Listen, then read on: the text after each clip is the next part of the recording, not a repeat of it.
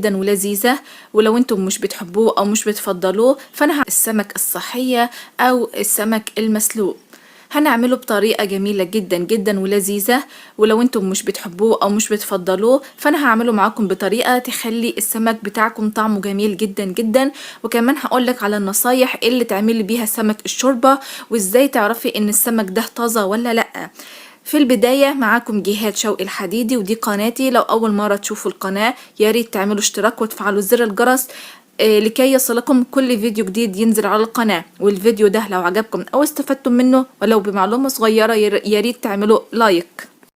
لازم تعرفي ان مقادير الوصفة دي قليلة جدا وهي عبارة عن معايا بصلة متوسطة. البصل بدي للشوربة وللسمك نكهة جميلة جدا وهو العنصر الاساسي في الوصفة دي.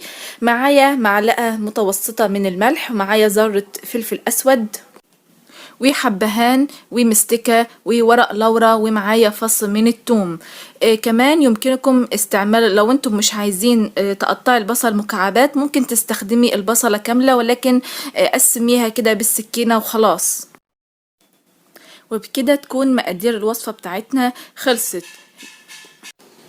وبكده تكون مقادير الوصفة بتاعتنا خلصت. هي مقادير بسيطة جدا جدا. بصل وفلفل اسود وملح وثوم ورق لورا مستكة وحبهان. حطي الحلة على النار وفيها قليل من الزيت بالشكل ده. اول ما الزيت يبتدي يسخن هنزل بيه الحبهان والمستكة. اول ما المستكة تبتدي تدوب هبتدي انزل بيه البصل واديله تشويحة كده على السريع. ما تخليش البصل يغير لونه. انا يدوب هخلي البصل يدبل وتشويحة كده على السريع فقط لا غير وهو محتفظ بلونه الاساسي بالشكل ده.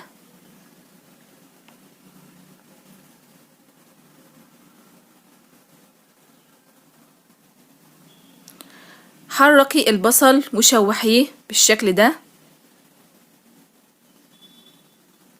وزي ما قلتلك لو مش حابة البصل يتقطع مكعبات صغيرة ممكن تضيفي البصلة كاملة وهي برضو هتديكي نفس الطعم بالشكل ده. كده البصل اخد الدرجة المطلوبة. لازم يكون فاتح بالشكل ده علشان الشوربة يكون لونها فاتح. بعد كده هضيف المية وضيفي مية عادية من الحنفية مش شرط تكون مية مغلية بالشكل ده. بعد كده هضيف باقي المنكهات بتاعتي. هضيف الملح ورق اللورا فص الثوم معلقة صغيرة من او نص معلقة صغيرة من الفلفل الاسود بالشكل ده. وهسيب الكلام ده كله مع بعضه لحد ما يوصل لدرجة الغليان. في الوقت ده هكون مجهزة السمك ومنضفاه كويس وكمان غسلاه كويس جدا. دي اخر مرحلة من غسيل السمك او شطف السمك بالشكل ده. انا بعد ما نضفته كويس جدا جبت شوية ملح وشوية خل ودعكت السمك كله بالملح والخل. وبعد كده شطفته تاني مرة لحد ما يكون السمك معايا لونه فاتح جدا وكمان ملهش اي ريحة مش كويسة بالشكل ده. هقولك شوية معلومات ازاي تختاري السمك من السوق ويكون طازج. لازم السمك الطازة او السمك الكويس الطازة اللي هتعملي بيه الشوربة ويطلع لك احلى شوربة. في البداية لازم تكون عين السمكة بتلمع لما تمسكي السمكة وتضغطي عليها. بعد الضغطة دي لازم جسم السمكة يرجع لنفس المكان اللي كان عليه. يعني لما تضغطي كده لازم ترجع السمكة لمكانها. لكن لو ضغطت وفضل مكان الضغطة معلم فترة يبقى كده السمك مش طازة. كمان تفتحي الخياشيم بتاعته لو لقيتيها حمرة تعرفي ان السمك ده طازة وكويس جدا وتشتريه. يبقى دول الثلاث حاجات اللي هتعرفي من خلالهم ان السمك ده طازة. تكون عينه بتلمع لما تضغطي عليه مكان الضغطة يرجع زي الاول. تفتحي الخياشيم بتاعته وتلاقيها حمرة. في الوقت ده المية كانت غلت بالشكل ده. في الفترة دي هبتدي اضيف السمك واحدة واحدة بالشكل ده لحد ما اخلص كل الكمية اللي عندي.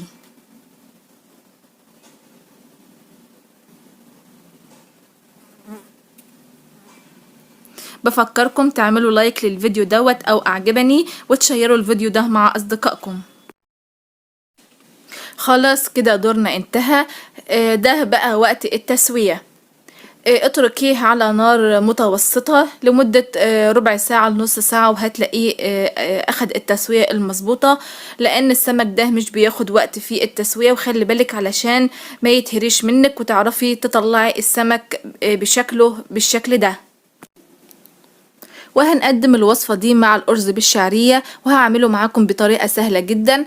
في حلة على النار هضيف فيها قليل من الزيت، أول ما يسخن هنزل بيه مقدار من الشعرية بالشكل ده وأحمرها لحد ما توصل لدرجة الإحمرار المطلوب بالشكل ده، وأقلبيها علشان ما تتحرقش منك. أيوة، مع ضوء الشمس ولمعان النور بيظهر النقاء والصفاء بالشكل ده، وأقلبيها علشان ما تتحرقش منك.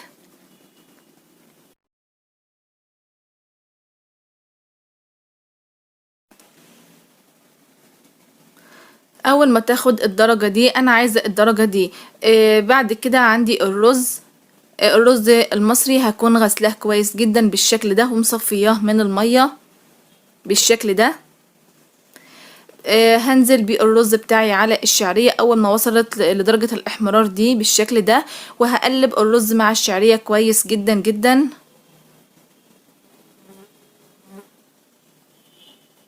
الخطوة دي مهمة جدا، بتخلي الرز ما يعجنش منك لما تقلبي الرز مع الشعرية في الزيت بالشكل ده.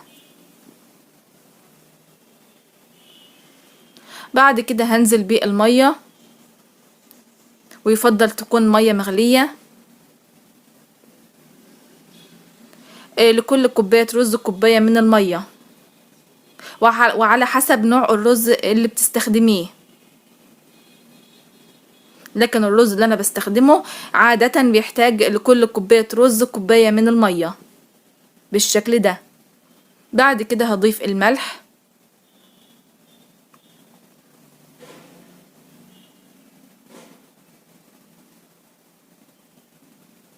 ضيفي الملح وقلبي كويس جدا الملح مع الرز بالشكل ده. بعد كده غطي عليه وسيبيه على نار عالية لحد ما يتشرب بالشكل ده. اول ما الرز يتشرب المية كلها هبتدي اخلي درجة الحرارة هادية جدا او منخفضة جدا علشان الرز يبتدي ينضج وياخد التسوية المظبوطة. زي ما انتم شايفين بالشكل ده، هو كده خلاص اخد التسوية المظبوطة. عندي هنا بوريكم الشوربة بتاعت السمك ازاي هي بيضة وجميلة جدا بالشكل ده وتفتح النفس طبعا. ده شكل الشوربة بتاعت السمك، ده شكلها. وده معانا السمك بعد ما طلعناه من الشوربة بالشكل ده. طبعا اول ما تخلصي الوصفة لازم تغرفي السمك فورا علشان ما يتهريش منك وتعرفي تطلعيه من الشوربة بالشكل ده. وده معايا الرز وزيناه كده بشرايح من الطماطم، ودي الشوربة بتاعتنا. وصفة صحية جدا جدا ولذيذة طبعا، انصحكم تجربوها بالطريقة دي. لو عجبكم الفيديو دوت ما تنسوش تضغطوا على زر اعجبني، بفكركم ضروري جدا جدا وتشتركوا في القناة وتنشروا القناة بين اصدقائكم ومعارفكم. والسلام عليكم ورحمة الله وبركاته.